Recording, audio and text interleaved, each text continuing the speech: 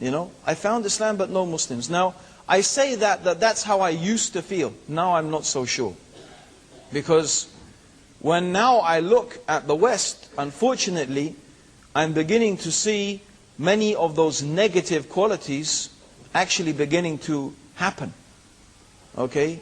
Some of the very things that were so, the good treasured qualities you could say about the West, now they seem to be, to me, like they're fading away.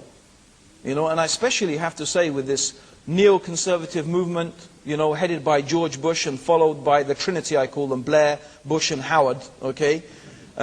You see this neoconservative agenda taking over. And it really concerns me. And I feel concerned for the West, not just for Muslims, okay, but for them. And it is so sad to see that many of the qualities that makes that the West could stand really and say we have these qualities, they are losing them. Okay? You know, what we find in America, in Britain, 1,000 years, at least in Britain, more than 1,000 years perhaps of human rights and from the Magna Carta onwards, it's just been wiped out, just like that. Just like that, wiped out. I mean, in England now, you can be arrested and put in prison indefinitely. Okay? You can be, at the behest of the United States of America, you can be deported to the United States of America and you don't even have the right to know what you're supposed to have done wrong. You don't have the right to a lawyer. You don't have the right to appear in front of a judge. You don't even have the right to know what are the charges against you. Now, surely that demolishes the whole claim to human rights and justice.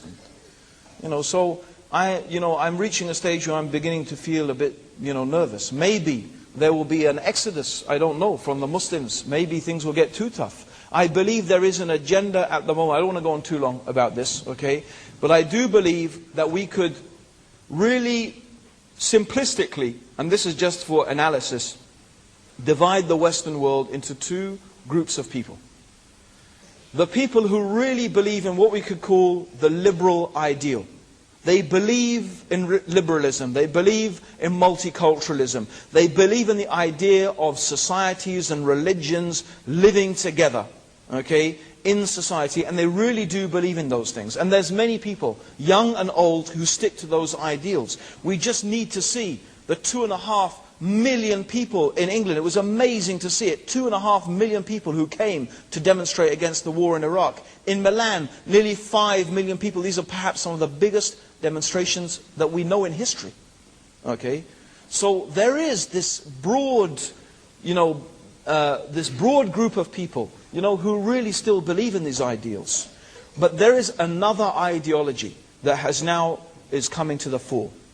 And this ideology is a group of people who want to split the world again along civilizational lines. They want the West to be for the Westerners. They want it to be once again Christendom, not a multicultural, multi-religious, multi-ethnic society, but they want it to be Christendom, once again dominated by the Greco-Roman Christian values. Okay? This is especially evident in France, also in the United States of America. This is the ideology that is being pushed. And this is why we have these things like banning hijab, making life more and more difficult for Muslims, because it really is an attempt to separate, again, the world of Islam because they see Islam is growing. And it's growing in Europe, and it's growing in America. And they're intimidated by that. Okay? So these ideals, they say, yeah, we can have these ideals as long as it's not going, when it starts going the way we don't want it to go, right? If people start becoming Muslim and that ethic starts taking over, then we change the rules of the game, right? It's like, I'm losing, now I'm changing the rules to make sure I can win, right? And, unfortunately, I think this is happening. Only time will tell where it is going to go. Only time.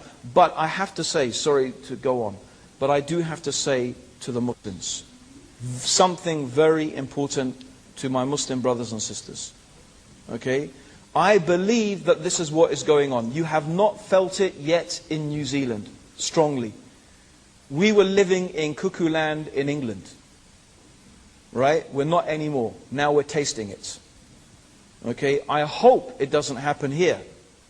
But do you have to wait for something to happen before you wake up?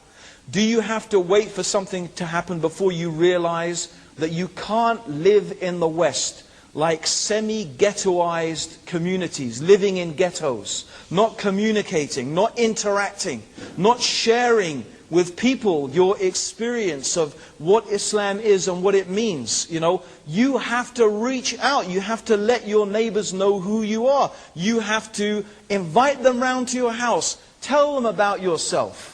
Tell your friends, tell your colleagues, share, because what we have at the moment is ignorance and suspicion. If we don't tell people about ourselves, about our religion, about the beautiful things about Islam, about how many things that we have in common and how many things we share in common. So many things. What is it that we all want to live in peace? Who wants war? We all want to live in peace. We want to live in harmony. We don't want ethnic strife, and we want to get on with our lives and worship God, okay? And have the freedom to believe what we want to believe, and that's the same for everyone else. Isn't that what we want? Okay, but you know what? If you don't let people know, and you don't explain to them what Islam is about, you know who is going to explain to them? I'll tell you who will explain to them. Shaitan will explain to them. He will come and he will put in their brains, oh, these people are like this and these people are like that. Right? And their imagination will take over. Ah, look who moved in next door. He's got a big beard. And she's covering her head. Oh dear, it's those Muslims. And what is that? A bag of fertilizer? Are they going to build a bomb? Huh? No, we're laughing. We're laughing. It's not a joke though. It's not a joke, because that's what happens. So we have to, and also the other thing, brothers and sisters, is very important. This is the most challenging thing I'm going to throw out to you. I'm going to throw out to you something I hope we're ready for it. I'm not sure we are. Okay?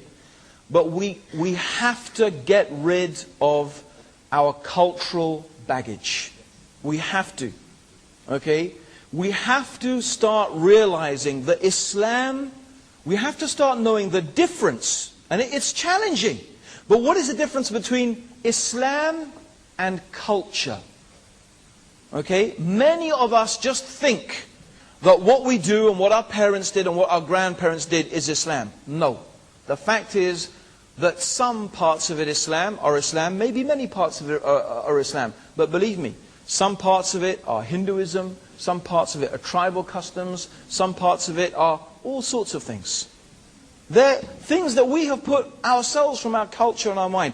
I'm only suggesting these things to show the ways that we need to start thinking. Okay? Islam is flexible enough to work here in the West. We can make it work. But we have to think very deeply and very hard. And we have to think, how much is our culture and how much is our religion? And we have to find a way to make Islam work within the cultural context of where we live without abandoning the religion. That's the other extreme that some people go to, and they give up everything altogether. That's not right either. We have to find something in between. I want to make a couple of statements and would like you to make comments on them, please. Okay. First, that we know Islam means peace. We also know that in Islam, taking away innocent lives, like it happened in your backyard in London, is not condoned by Islam. But the other thing is that the West, probably out of misunderstanding, call these people who create these atrocities jihadists. And I'd like to you to make comments on these, please. Thank you.